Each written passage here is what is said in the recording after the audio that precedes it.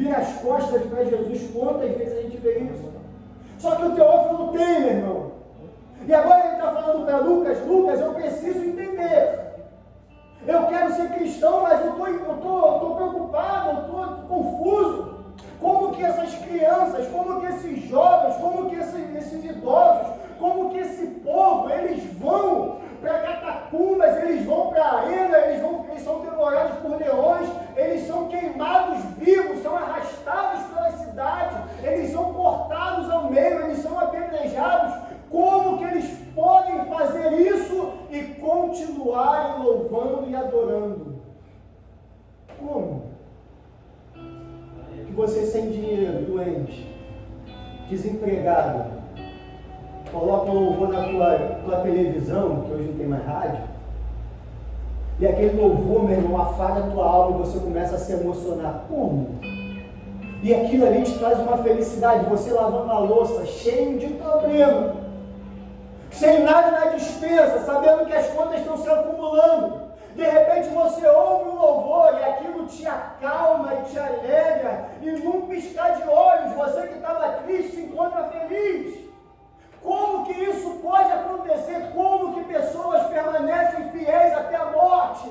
Como que pessoas não negam Jesus mesmo com tudo dando errado? Como que essas pessoas permanecem fiéis, Lucas? Lucas, eu preciso saber, eu preciso descobrir, a minha alma está queimando, porque eu aprendi que felicidade tem a ver com dinheiro, com recurso, com bens, e esse povo está provando que não tem nada a ver. O que esse homem de Nazaré fez com esse povo que deixou todo mundo louco, Lucas? O que ele fez? Porque ele também foi um pobre. Jesus não era rico, para de essas bobeiras, né? Ele era rico, ele morava na beira da praia. É um imbecil que falou isso. Desculpa, eu estava gravando, então eu vou voltar para o meu local. Tá? Isso. Corta. Ele não vai vender, mas imbecil. A gente está. Que a gente vai ser cabeça e não cauda. Vamos usar o livro de Deuteronômio para profetizar bênçãos. Quem é o cabeça é Cristo. Aquilo foi escrito num contexto diferente, para um mundo diferente, para pessoas diferentes. Aquilo não tem nada a ver com a gente. Como que pode, Lucas? Escreve alguma coisa para mim, para eu poder entender. E Lucas vai escrever. Por quê, meu irmão? Porque o Teófilo está vendo um Paulo, um velhinho feio, todo ruim, cheio de cicatriz, com o olho meio coisado, porque ele tinha um problema nos olhos. Mas ele está vendo um tal de um Paulo incansável, que plantou várias igrejas, que viajou pelo mundo inteiro, conhecido na época. Ele está vendo um homem que fala sobre amor e graça como nenhuma outra pessoa havia falado. E o Lucas vai escrever para Teófilo falando assim: Teófilo, você não sabe da maior. Esse Paulo bonzinho que você admira, ele era um animal feroz e matava cristãos. Imagina, como assim, Lucas? O Paulo, que é o líder hoje do cristianismo, ele matou, inclusive, ele foi responsável pela morte do Estevão, um diácono cheio de Deus, um garoto bom, nunca fez mal para ninguém. Mas o Paulo estava lá e quando mataram o Estevão, jogaram as roupas dele no pé de Paulo. Paulo era ruim, tipo Teófilo. O Paulo respirava como um cachorro, como aquele pitbull espumando. O capítulo 9 de Atos vai dizer que ele respirava ameaças contra o Evangelho. Mas é isso, o Teófilo, que o Evangelho faz com as pessoas. Ele pega pessoas ruins assim e transforma não em pessoas boas. Ele pega pessoas ruins e transforma elas em pequenos cristos. Você só vai mudar de vida quando você entender isso. A gente olha assim: Senhor, me preciso mudar, me ajuda a mudar. Você está orando errado. Senhor, me tira dessa situação, eu não aguento mais isso, você está orando errado. Essa vida que você vive, você entregou para Cristo, é Ele que vive a tua vida. Você tem, Senhor, eu estou sentindo muito ainda, eu preciso desaparecer um pouco mais. Eu preciso sumir na tua presença, Senhor. Lembra a pergunta que eu fiz, né? Versículo 2. Jesus começou a fazer. No Evangelho de Lucas, é o Evangelho do Cristo presente, do Emanuel. Do que Paulo vai falar em Filipenses 2, do verbo que se fez carne e habitou entre nós. Era Jesus ali, comendo com os discípulos, era Jesus curando, era Jesus abraçando. Porque em Lucas, no Evangelho de Lucas, quando os discípulos precisavam de alguma coisa, eles iam até Jesus. Eles abraçavam Jesus, eles ouviam Jesus. Eles perguntavam a Jesus, se eles não entendessem, Jesus respondia. Jesus estava ali presente. Jesus estava com eles.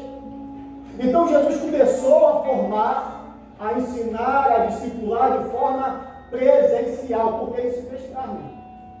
Ele habitou entre nós, se esvaziou de toda a sua glória, ele assumiu uma nova forma. Jesus agora, em Lucas, ele é um homem. Ele é um homem, por quê? Porque ele precisava ser. Porque o sacrifício precisava de derramamento de sangue. Lembra o que Hebreus fala, corroborando com o que fala em Levítico, com o que fala em Gênesis. Porque depois do pecado, sempre para que esse pecado fosse perdoado, precisava ter sangue, sacrifício. Então, para que o pecado da humanidade fosse redimido, alguém precisava padecer. Mas como que um Deus poderia morrer? Visto que ele era imortal. Então, como que Jesus poderia morrer? Assumindo a forma de homem, se esvaziando da sua glória. Como homem ele poderia morrer, como Deus ele poderia ressuscitar. Então agora ele assume a forma de homem. E quando Jesus ressurge em corpo glorificado, essa é a sua forma final. Se a gente for para o céu hoje, quem quer ir para o céu hoje? Quer ver, né? Tá bom. Tá bom. Enfim, vamos voltar. Se você chegar no céu hoje, meu irmão, Jesus vai estar lá em forma humana, sentado à direita de Deus. Deus é Espírito. E o seu Espírito, que nós conhecemos como Espírito Santo, também é Espírito. Mas pelo fato de Jesus assumir a forma corpórea, uma forma humana, ele está nessa forma até hoje. É por isso que quando ele volta, em corpo glorificado, ele entra onde os discípulos estão, as marcas estão na sua mão, do seu lado. Quando ele aparece para Paulo, ele fala, eu sou Jesus. Ele continua nessa forma. Esse Jesus, ele estava aqui. E o livro de Atos, ele é muito parecido com a nossa igreja hoje. Porque a igreja precisava crescer, ela precisava sair de Jerusalém. Mas Jesus, em sua obra expiatória, a sua obra da justificação e perdão dos nossos pecados, para cumprir aquilo que ele havia falado ou prometido a Abraão, que esse evangelho deveria ser pregado até os confins da terra, a igreja precisava sair de Jerusalém. Mas Jesus, em corpo glorificado, dificilmente estaria em todos os lugares ao mesmo tempo. Então Jesus volta para o céu, e agora ele manda um outro Consolador para assumir a segunda fase desse plano. A terceira fase desse plano. Porque primeiro, Deus falou através da lei e dos profetas. Segundo, Deus falou através de Jesus, seu Filho, em carne e osso. E na terceira fase, Deus vai falar através do seu Espírito. Por quê? Porque o Espírito ele é onipresente, ele está em todos. Então a igreja pode sair de Jerusalém e ir até os confins da terra, porque o Espírito Santo vai conduzir. E esse livro de Atos, esse nome Atos dos Apóstolos, foi dado pela igreja primitiva, pelos pais da igreja, mas na verdade somente 3 apóstolos aparecem aqui ao longo de todo esse livro. O João, que aparece de forma muda e não vai falar absolutamente nada. O Tiago, que vai morrer logo, é o primeiro apóstolo a ser martirizado. E o segundo é Pedro, se a gente tirar o Paulo. Então, 3 apóstolos. Pedro vai até o capítulo 12, do 12 até o 28 só se fala de Paulo. 4 apóstolos. Na verdade, esse livro ele tinha que ser chamado Os Atos do Espírito Santo, porque o Espírito Santo agora vai conduzir a igreja. Ele vai conduzir a igreja para aquilo que ela foi gerada, para aquilo que ela foi criada. Então o texto continua. Essa primeira mensagem, meu irmão, ela vai ser assim mesmo, porque é a introdução. Então eu vou falar de forma bem pausada, bem pedagógica, talvez eu dê uns gritos aqui, mas eu quero que você entenda bastante essa introdução, tá? Então a primeira parte de Lucas é Jesus aqui, a segunda parte de Lucas ela vai começar aqui. Então, nesses 2 primeiros versículos, o Lucas vai fazer um resumo do que aconteceu lá no final do seu evangelho. Então ele vai falar que Jesus ele estava aqui, tudo que Jesus fez foi elevado às alturas. A gente vê isso no final de Lucas, lá no capítulo 24, lá pelo versículo 50, a gente vai ver Jesus sendo assunto aos céus, e agora ele vai tratar, ele vai trazer isso aqui de volta. Então vai falar o seguinte, elevado às alturas, depois de haver dado mandamentos por meio do Espírito Santo aos apóstolos que tinha escolhido. Depois, versículo 3, de ter padecido, Jesus se apresentou vivo aos seus apóstolos, com muitas provas incontestáveis. O livro de 1 Coríntios vai dizer que Jesus apareceu para mais de 500 pessoas. E o livro de Atos vai dizer que ele apareceu durante 40 dias. Então, durante 40 dias, para mais de 500 pessoas, Jesus apareceu em corpo glorificado, de forma incontestável. O que isso quer dizer? Tinha furo na mão, tinha furo no lado, tinha furo no pé. Era Jesus e todo mundo tinha certeza disso. Então, o que aconteceu? Ele apresentou vivo de forma inquestionável, aparecendo-lhe durante 40 dias e falando de coisas relacionadas ao reino de Deus. E olha isso aqui, meu irmão. Versículo 4. Comendo com eles, deu-lhes uma ordem. Qual era a ordem? Não se afastem de Jerusalém, mas esperem a promessa do Pai, a qual vocês ouviram de mim. Porque João, na verdade, batizou com água, mas vocês serão batizados com o Espírito Santo dentro de poucos dias. Então vamos pensar o seguinte: Jesus está em corpo glorificado, e ele está dando as últimas ordens de forma presencial para os seus discípulos, daquilo que vai ser o start da igreja, como nós a conhecemos. Só que o que eu acho maravilhoso nesse texto, mais uma vez eu vou falar o título do meu livro, tá? Igreja tem que ser pequena e pastor tem que ser pobre. Não esqueça. Sabe como que Jesus se reunia com os discípulos? Em corpo glorificado, ressuscitado, cheio de poder. O Jesus que sai de Samaria, Jesus que sai de Jerusalém, da Judéia, e aparece lá no mar de Tiberíades, na Galileia, em questão de horas, um trajeto de mais de 150 quilômetros. O Jesus que atravessa a parede sem abrir porta. O Jesus que come com os discípulos peixe e favo de mel e depois atravessa a parede de novo. O Jesus que sobe aos céus e depois volta. O Jesus que aparece por último a Paulo, por isso que ele é chamado de um dos derradeiros. Esse Jesus cheio de poder. Sabe como ele está instruindo os seus discípulos? Sabe, meu irmão? Pergunta para mim como. Vocês estão meio brocochô hoje. Como que ele instrui? Como, Felipe? Cadeirão aqui, trono. Jesus sentado, recebendo a arca da aliança, unção do chofar. Eu falo com ele porque eu estou falando que ele entende da coisa. Tocou muito chofar, lá que ele só carregava água. Como Jesus deu essas instruções, lembrando, tá? Que eram as instruções para aquilo que seria a igreja, e Jesus não estaria mais presencialmente, ou seja, as instruções mais importantes dos discípulos, que eles receberam ao longo de toda a história. Jesus dava essas instruções comendo pão. Eu amo Jesus. Não tinha nenhum tipo de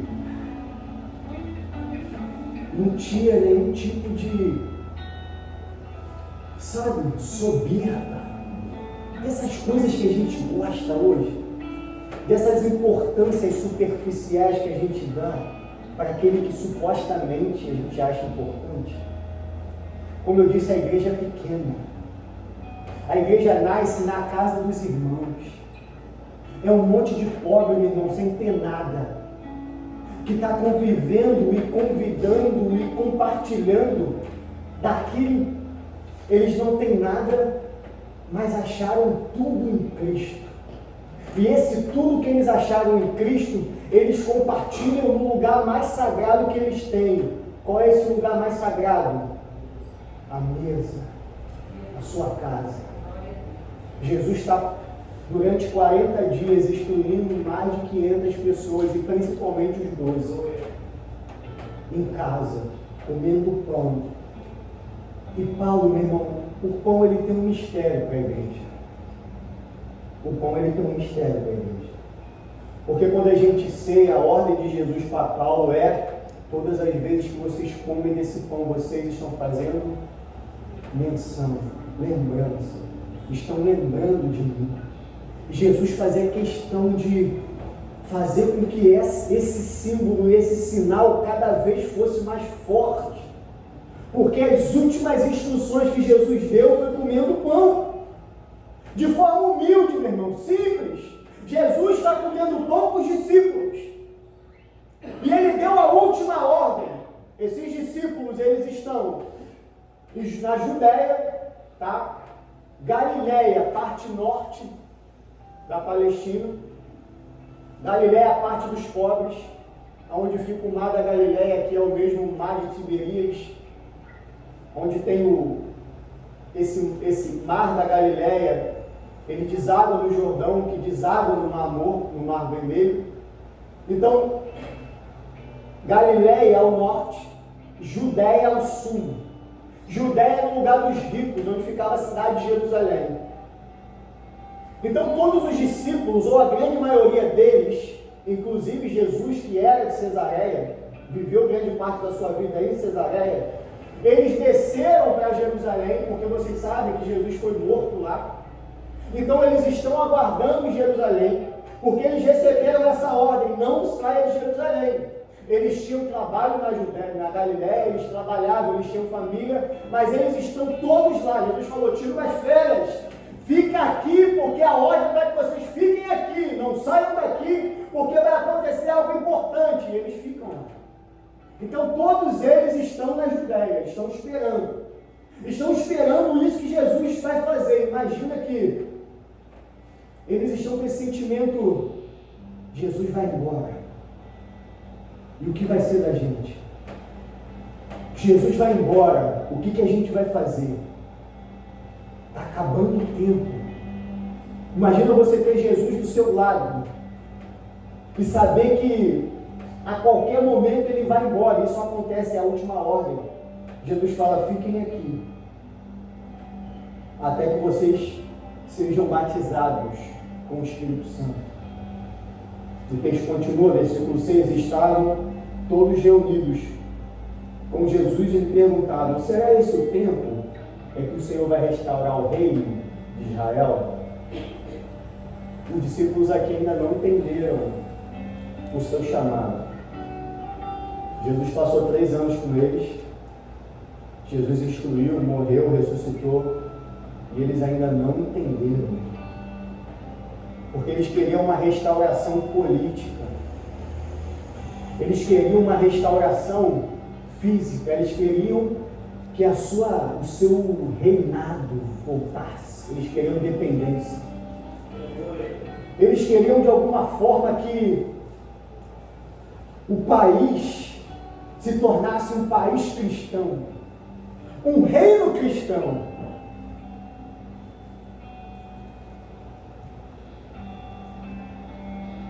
Meu irmão, e a gente ainda hoje tropeça nessa pedra. A gente está achando que vai vir alguém, um suposto cristão, e vai transformar o Brasil num país cristão. Eu não quero um governador cristão, meu irmão, eu quero um governador justo. Porque o país é laico. E não é um político que vai solucionar os problemas da nossa nação. Sabe por quê? Porque o mundo é mau. Porque o meu rei, ele não vai nos libertar com caneta, ele não usa caneta, ele nos libertou com o seu sangue. Porque se Jesus libertasse Israel de forma política, em menos de 2, 3, 4 anos, eles se corromperiam de novo. Porque a política é assim, meu irmão. Tudo que é bom, quando chega na mão de homens maus, isso é corrompido. O homem é corrupto, a culpa não é da política, é do homem. Jesus veio para nos libertar de forma muito mais profunda do que algo político, e é por isso que Teófilo está dizendo. Mas Lucas, por que esses homens eles estão morrendo? Por que eles não reivindicam seus direitos? Lucas está dizendo, porque o nosso reino não é dessa terra. Não é daqui, meu irmão. Não é daqui. Jesus está dizendo coisas a respeito do reino de Deus. O reino de Deus chegou. Como, Jesus?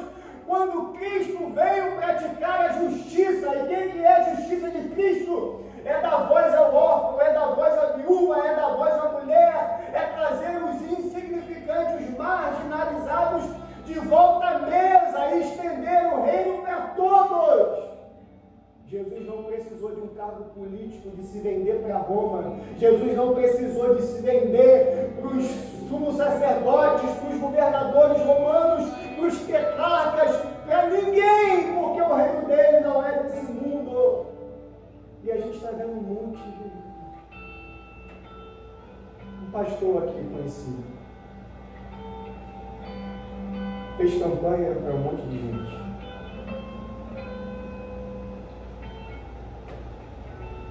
E eu até pensei que realmente ele estava ingênuo, pessoal. Eu acho que ele realmente confia nessa pessoa e está querendo de alguma forma mudar. Que a gente votar nele, que ele é um cara direito, vai mudar alguma coisa. Não. Eu sei que ele está trabalhando numa creche. Ele só fez campanha porque ele queria um emprego. E a gente está achando que a política vai resolver nosso problema. Não vai. As circunstâncias, Jesus, é agora que o Senhor vai movimentar a política lá, vai chegar em Brasília e vai colocar um presidente quente lá.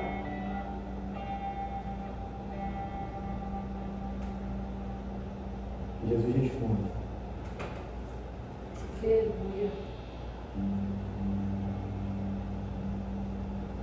Não cabe a vocês conhecer o tempo nem época que o Pai fixou pela própria autoridade. Olha como Jesus ele muda de assunto. Ele não dá atenção para essa pergunta. Jesus fala assim: não é da conta de vocês. Vocês estão fazendo a pergunta errada. Porque eu estou aqui, prestes a subir. Eu estou aqui, prestes a ir embora. Vocês não vão me ver mais de forma física e vocês querem saber em quem votar?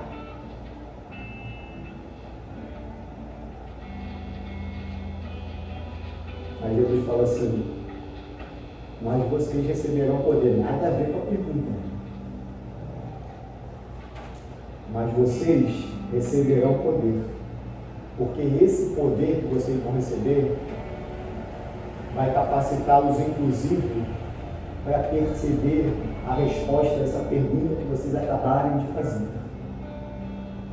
Vocês receberão poder ao descer sobre vocês o Espírito Santo, que serão minhas testemunhas, tanto em Jerusalém, como em toda a Judéia, Samaria, até os confins da terra.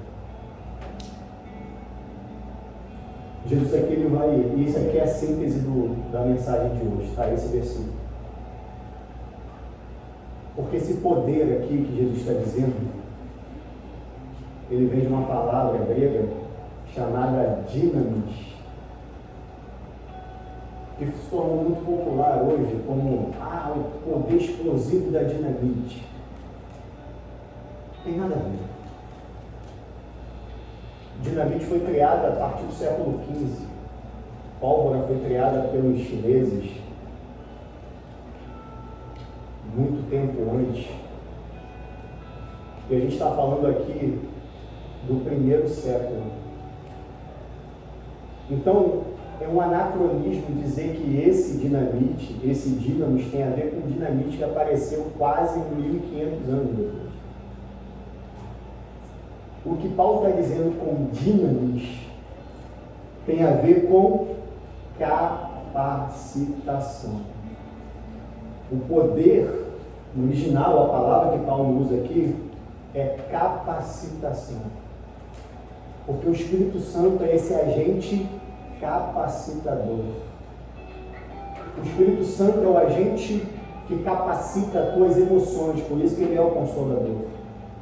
O Espírito Santo, ele capacita a tua vida como um todo. E olha, eu separei alguns textos aqui, Isaías 11. Abre comigo aí, versículo 12.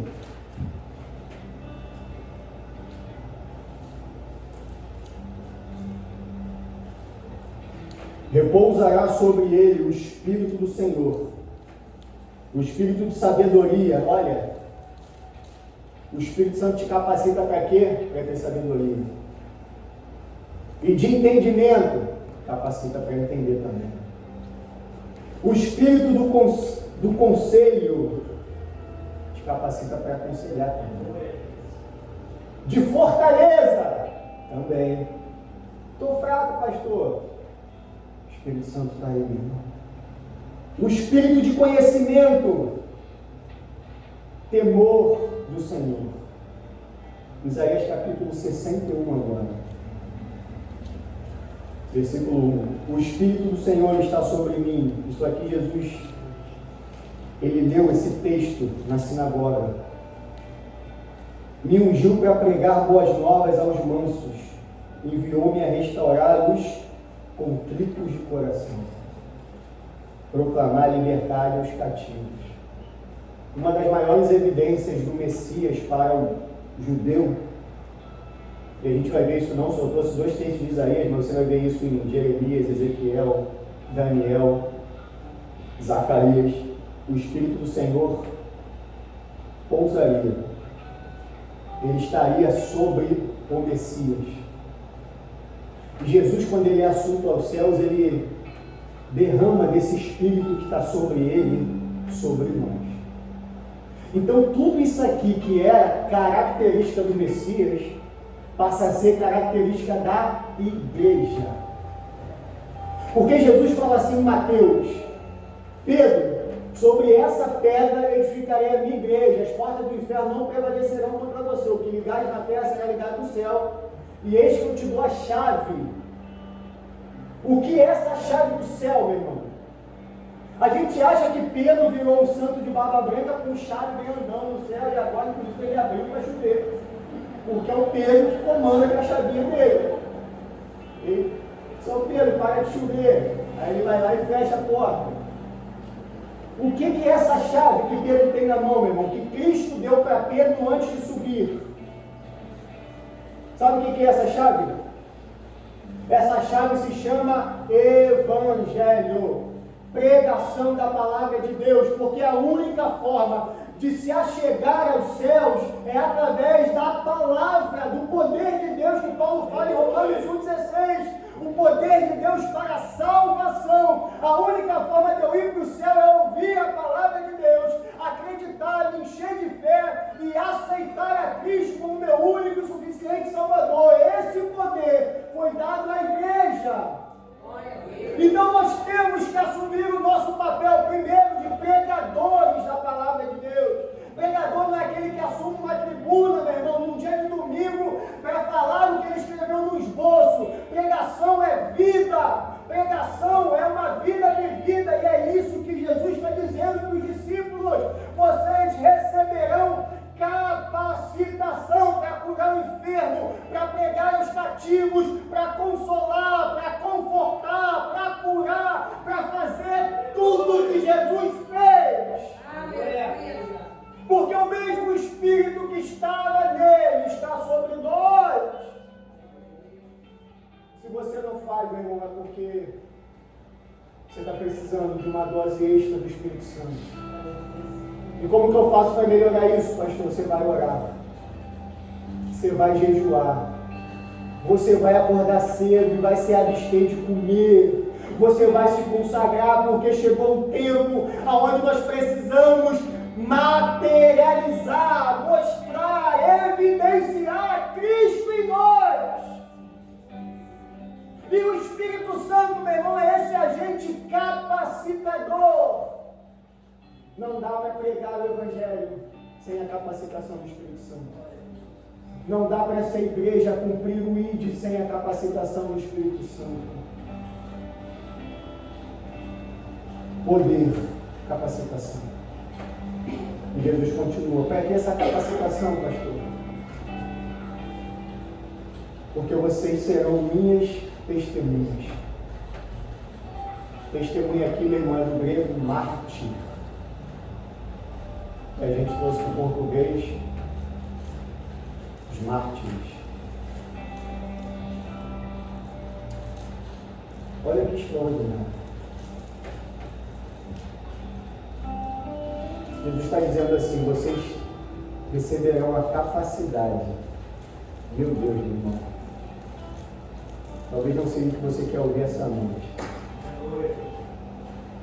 Mas se hoje é a comemoração do meu aniversário, quem tinha que resolver a palavra de ano não era eu. Então, vocês receberão a capacitação para sofrer. Testemunha, mártir. Capacitação para suportar. Pastor, eu não suporto mais. Você precisa de uma dose do Espírito Santo. Porque a gente vai ver, eu vou usar só um exemplo para a gente fechar aqui. O Pedrão, cortou a orelha do cara, arrumar o problema com todo mundo. Jesus fala assim na última semana, na quinta-feira: Pedro, vai com João, já tem o cenáculo separado, o cenáculo é a parte de cima de uma casa, arruma a ceia lá que a gente vai comemorar juntos. Porque está acabando, Pedro, eu vou embora. Pedro vai com João, prepara o cenáculo. E de forma maravilhosa, última quinta-feira dos discípulos reunidos, Judas está lá, o traidor, fica um pouquinho, depois vai embora. Jesus fala: vai fazer o que você tem que fazer, e ele vai. Jesus lava os pés dos discípulos, porque todos eles estavam ali, mas ninguém se... Jesus fala: não, Senhor, eu quero o Senhor vai lavar, porque eu sou. Jesus fala: Pedro, se eu não te lavar, eu tenho que comer contigo. Então me lava, Senhor. Acaba a ceia, Jesus levanta em direção ao Getsemane. Aparecem os soldados. E João vai dizer que Jesus falou assim: quem vocês procuram? E eles falam: procuramos Jesus, o Cristo, o Nazareno, melhor dizer. E Jesus fala assim: sou eu. Todos eles caem no chão. Pedro pega a espada, corta a orelha do servo do sumo sacerdote. Jesus cola a orelha do cara no lugar. Todo mundo corre, Jesus é preso sozinho. Jesus vai para a casa do sumo sacerdote. Anás, Caifás, já foi para Pilatos, e Lucas vai dizer, só Lucas que diz isso. Jesus ele fala assim: Pedro, depois que o galo cantar, tu vai me negar 3 vezes. Pedro nega a primeira, nega a segunda dentro do pátio, perto ali da fogueira, nega a terceira, quando uma mulher chega e fala que ele parece com Cristo. Quando ele nega a terceira, no meio daquele tumulto, Jesus ele acha Pedro no meio daquele tumulto, de noite, já era tarde, mas de alguma forma o olhar deles se encontraram. Lucas vai relatar isso. E quando o olhar, Lucas é dramático, Lucas é historiador, ele leia o livro de Lucas. Quando o olhar deles se encontram, o galo canta, Pedro se desespera. Pedro some, fugindo. Pedro só vai aparecer no domingo. Depois que as mulheres vão até o sepulcro, não encontram Jesus, fala que João e Pedro vão correndo até lá, não encontram também, e acontece aquele fuzuê, eles estão preocupados, eles estão com medo, eles estão trancados dentro de casa. Pedro sumiu na sexta, na quinta de madrugada, quando Jesus foi preso, e só aparece no domingo de manhã. Todos os discípulos estão com medo. Todos. Agora, anda comigo umas páginas aí, vai até o capítulo 4, por favor. Passamos por Atos 2, o Espírito Santo foi derramado. Eu não vou falar muito sobre isso, que a gente vai entrar nesse texto logo. O Espírito Santo é derramado, e olha como está Pedro e João agora. Eles são presos por pregar a palavra, tá? E aqui no versículo 18, olha o que fala. Os líderes do Sinédrio falam assim: chamando-os, ordenaram que de modo nenhum falasse nem ensinasse em nome de Jesus. Pegaram eles e falaram: se vocês continuarem nesse tumulto falando desse tal de Jesus, vocês serão presos. É o mesmo Pedro medroso que menos de 2 meses atrás estava fugindo e tremendo de medo. 19. Mas Pedro e João responderam: os senhores mesmos julguem se é justo diante de Deus ouvirmos antes aos senhores do que a Deus.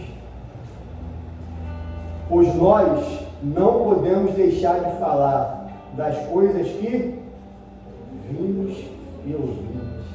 O que é isso aqui, meu irmão? É o DIMOS. Capacitação. Eu não vou deixar de falar, porque eu recebi o Espírito Santo e agora eu estou cheio. Pode mandar ir respondendo a pergunta que eu fiz no começo do texto.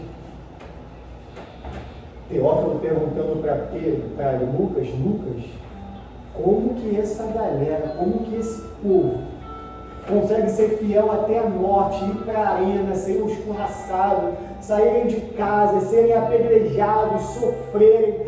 Como que esse povo consegue? Eles conseguem porque eles foram capacitados pelo Espírito Santo. Glória a Deus. Sofrimento não mata crente. Pastor, mas está aí, Tiago morreu, Estevão morreu. Crente não morre. Crente só passa desse plano para o plano eterno. Crente não morre. E quando a gente percebe isso, a gente para de dar tanto valor às coisas daqui.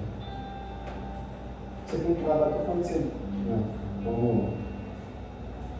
para de falar mal dos outros, mas para de trabalhar. Estou falando isso. Estou falando que você tem que largar seu emprego e viver na igreja. Estou falando que você tem que abrir mão de coisas boas, de viajar, de cuidar da tua família. Não estou falando isso.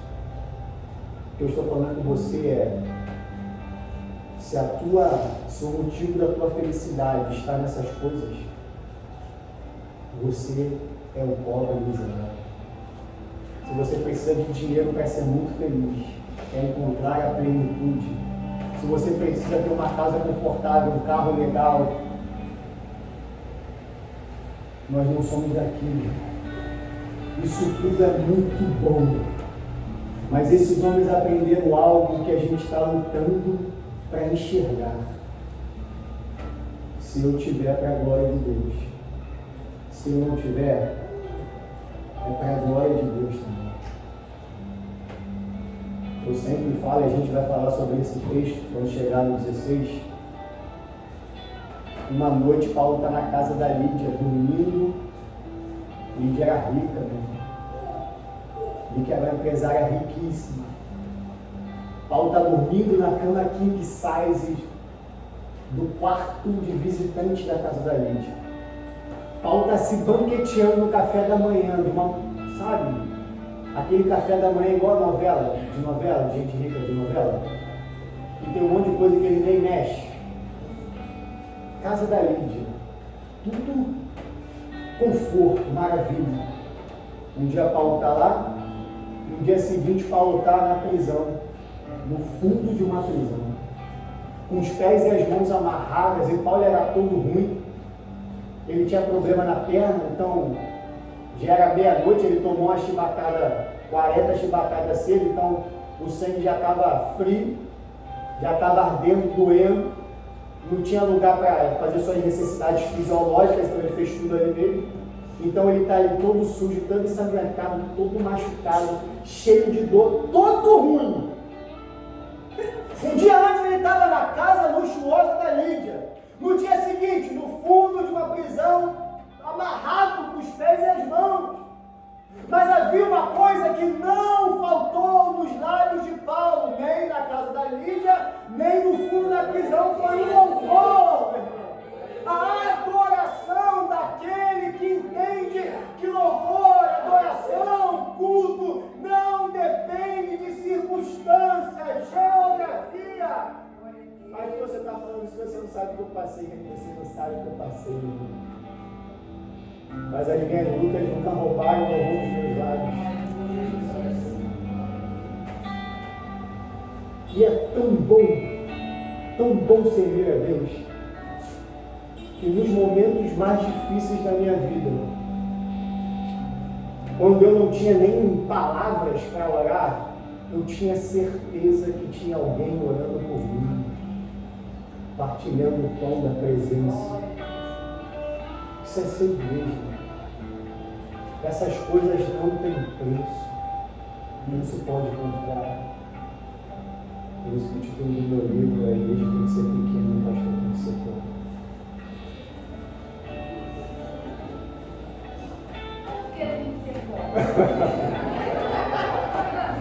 Compra o livro. Compra o livro para descobrir. Compra o livro. Compra o livro. Então, esse aí é o capítulo 3. É bom, meu irmão. O começo da igreja foi dolorido. O começo da igreja foi terrível. Homens e mulheres que arriscaram uma vida para construir aquilo que a gente vive hoje. Isso aqui que a gente está estudando hoje, como é o primeiro capítulo dessa longa história que a gente vai passar o resto do ano aqui, a gente está vendo as bases lançadas. A igreja começa sem templo, sem placa. A igreja começa sem denominação. A igreja começa quando homens e mulheres, cheios do Espírito Santo, resolvem compartilhar daquilo que receberam. Homens e mulheres cheios do Espírito Santo, compartilhando aquilo que receberam. Se a gente pudesse definir igreja, essa é uma ótima definição. Ela começou com Jesus em corpo glorificado, cheio de poder, comendo pão com gente simples, comendo pão com gente humilde. Começou quando o Espírito Santo desceu sobre 120 pessoas, encheu esse povo de poder, de coragem, de força, de autoridade, de ousadia, encheu de conhecimento, de intrepidez, encheu de sede e fome, encheu de encorajamento, impulsionou. E essa galera que estava lá em Atos 2, levaram o Evangelho do Cristo crucificado para os confins da terra. É assim que a igreja começa.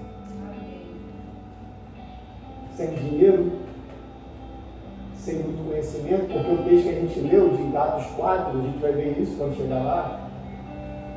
Os magistrados, eles estão falando assim, mas esses dois são doutos, eles não têm conhecimento. Eles não estudaram, eles não foram da história da escola de Hilel nem de Gamaliel. E como eles falam com tanta ousadia e com tanto conhecimento. Estevão, no capítulo 8, um menino vai pregar um dos sermões mais extraordinários da Bíblia. O sermão de Estevão é o que tem mais referência ao Antigo Testamento. Um menino prega com tanta ousadia que os grandes líderes começam a apedrejá-lo porque começam a se incomodar com o Espírito Santo que falava através dele. Nós não precisamos, meu irmão, de currículo. Você não precisa ter um currículo invejável. O que você precisa é ser cheio do Espírito Santo. O Espírito Santo não saiu de moda. Eu vou falar isso quando a gente chegar em Atos 2. Falar em línguas, meu irmão, ser cheio do Espírito Santo não saiu de moda. O Espírito Santo, ele está querendo agir. Ele está querendo atuar. O Espírito Santo, ele quer voltar a fazer o que ele fazia antes. O Espírito Santo é o nosso condutor. É Ele que vai nos levar de volta para o Pai. Foi Ele que Cristo deixou e disse: cuida deles, é outro consolador, eu vou embora, mas você vai cuidar dos meus filhos. É Ele, meu irmão. E como que se vive uma vida dita cristã sem nunca ter tido contato com Ele?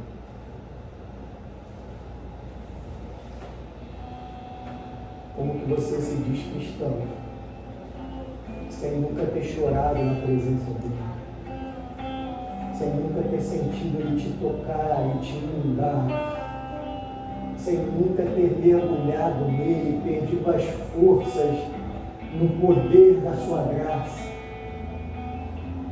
Como que você se diz crente sem nunca ter ouvido Ele falar no teu ouvido através da palavra dele? É por isso que o teu sofrimento está te matando. É por isso que a tua luta está te parando. É por isso que você está pensando em desistir. É por isso que você não quer mais. É por isso que você não tem mais força. Porque você abriu mão do único que pode te sustentar. Títulos são ótimos. Eu tenho alguns anéis em casa que eu ganhei. Tenho broche, anel, títulos, estão todos na gaveta lá de casa. Porque no dia a dia, meu irmão, isso não vale de absolutamente nada. Quando eu estou na prova, não dá para eu chegar assim: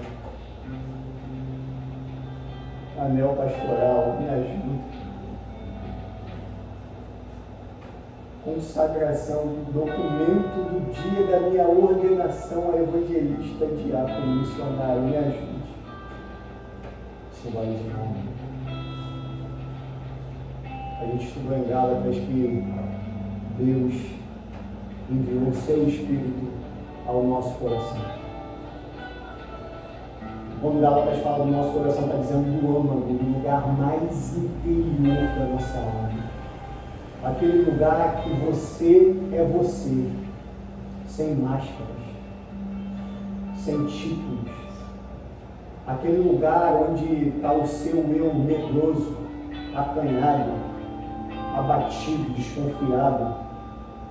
Deus enviou esse Espírito que a gente está vendo aqui, que nos traz capacitação lá no seu âmago, para comunicar com você de verdade, não com a tua capa, com o teu exterior. O Espírito Santo fala com você de verdade. E quando ele chega lá em você de verdade, porque Deus não se relaciona com personagens. Talvez é por isso que o Espírito Santo não fala com você. Porque você criou um personagem crente. O Espírito Santo fala com esse eu menino que está lá dentro de você. Ele está dizendo assim: você é filho. Grita, você é filho. Você não é escravo, você é filho. Essas coisas não podem te amarrar. Grita, você é filho. Você é filho. Eu estou aqui para te mostrar que você é filho. Aí o papel ali. Uma das missões mais sublimes do Espírito Santo talvez seja a que a gente menos dá valor. Éramos escravos, mortos nos nossos pecados e delitos. Mas depois do sacrifício de Cristo, o Espírito Santo veio morar aqui dentro. E quando ele passou a morar aqui dentro, tudo ficou diferente. Porque agora, quando eu não consigo nem abrir a minha boca, ele está dizendo assim: você é filho, deixa que eu ore por você. Calma, eu não sei quem é você, deixa. A obra, meu irmão, na igreja é compartilhar daquilo que está dentro de nós. Eu quero orar com você.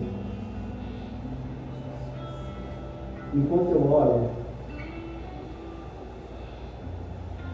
não faça isso de forma mecânica, por favor. Não faço a ideia nenhuma de como você chegou aqui hoje. Mas nesse momento eu quero te pedir que você se concentre ao máximo. Feche seus olhos. Eu quero pedir que ninguém saia do seu lugar agora. Ninguém. Você precisa ouvir o Espírito Santo. Você precisa ouvir o que ele está falando para você. Uma palavra dele muda completamente a tua vida. O teu humor, a tua energia, a tua força. Uma palavra dele restaura teu vigor, a tua saúde.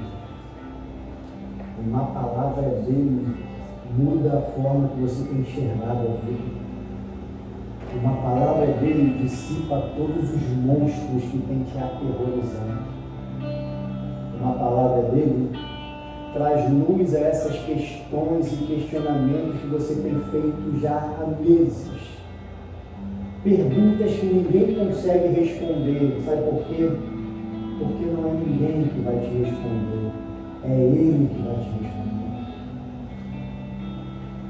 Ele está aqui nessa noite. E como Ele habita dentro de nós, você não precisa nem gritar para Ele te ouvir. Como Ele habita dentro de nós, você não precisa nem se levantar para Ele te ouvir. Como Ele habita dentro de nós, Ele já está lendo tudo que você está escrevendo no teu coração. Pai, nós te louvamos nessa noite.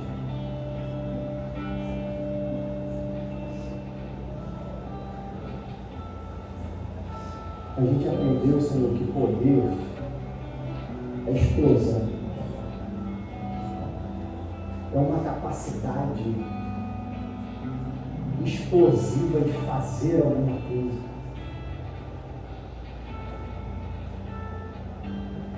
Só que a explosão acaba. E o que fica depois da explosão são os destroços. E a gente aprendeu a viver desses movimentos de explosão a explosão. E o relacionamento que o Senhor propõe para a gente é um relacionamento perene, duradouro, constante. O Senhor fala no sussurro da nossa alma.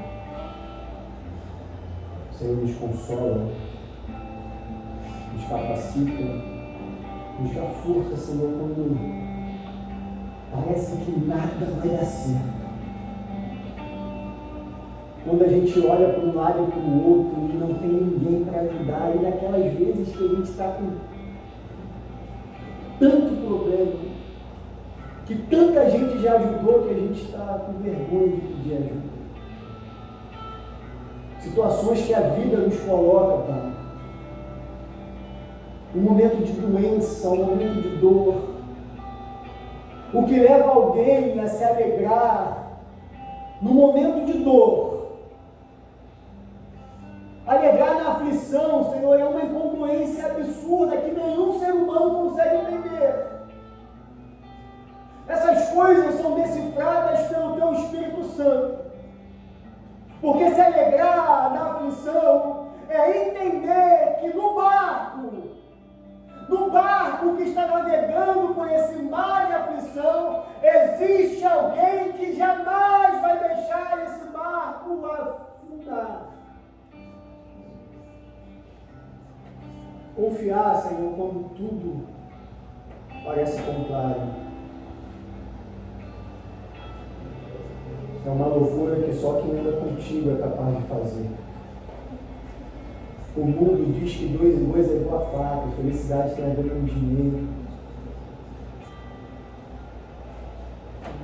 Mas o Evangelho, Senhor, diz que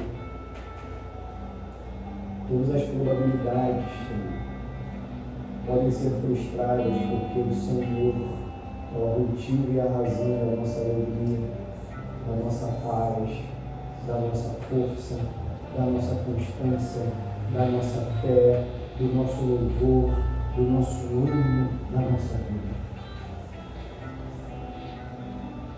Eu sei, Senhor, que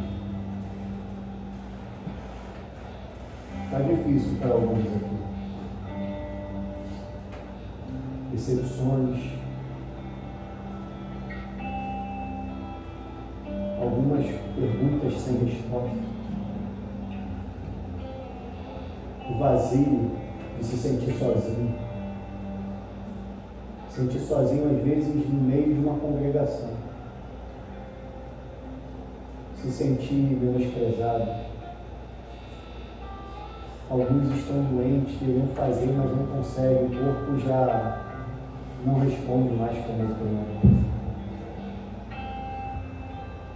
A vida, Senhor, que o Senhor nos propõe, não é uma vida fácil. Talvez esse seja o motivo da frustração de muita gente. Mas a vida que o Senhor nos propõe é uma vida contigo. Contigo, Senhor.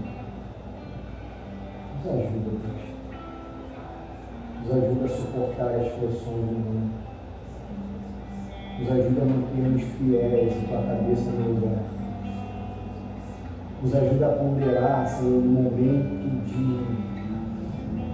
raiva e não tomar nenhum tipo de decisão com o coração triste e amargurado.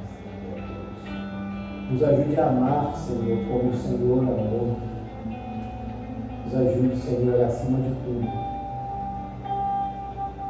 a estar sempre na dependência do nosso amigo Espírito Santo. Nos ajuda, Pai, em nome de Jesus. Coloca de pé, por favor.